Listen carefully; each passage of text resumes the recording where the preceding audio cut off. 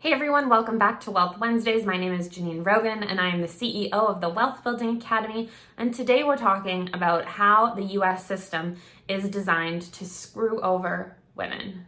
While many of you may not think this is a financial topic, it does impact women's bank accounts. White women weren't given the right to vote until 1918, and women of color and of other descents until much later in the 20th century. In addition to this, women were not able to open bank accounts or get mortgages and own property by themselves without a husband or a father co-signing until the mid-1960s.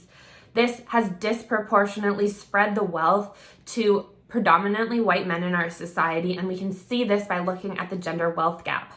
White women have just 32 cents on the dollar for assets to their name, and women of color have just 2 cents to the dollar for every asset that a white man owns.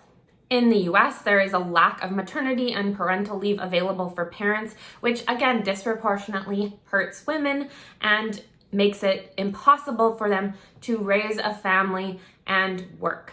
The US is one of only 3 countries in the entire world, Suriname and Papua New Guinea are the other 2, that do not have protected paid maternity leave for their women in their workforce. This means women are going back to work weeks or even days after giving birth, which is not giving them time to take care of themselves and rest from this traumatic medical experience. In addition to this, most babies need time to connect with one or both of their parents after being born, and by not giving American workers, more specifically American mothers, maternity leave, this does a disservice to the next generation. The US also does not have any legislation around paid time off, which is extremely troubling when you are a woman and have medical appointments or need to take time off work because your child is sick. These all impact women the most because women are predominantly in part-time work. This means they're giving up hourly wages to do things that most of us take for granted on a monthly basis. We can also see the excessive cost of being a woman through things like the pink tax, which costs women $82,000 over the course of their life, and the increased cost of childcare if you're a mother.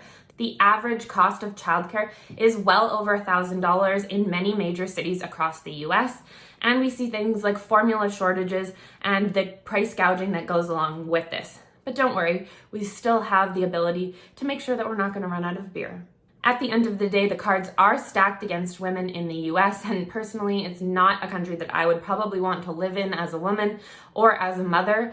I think the US can do a lot more with their parental leave policies as well as their paid time off to support all types of workers in both hourly and salary wages.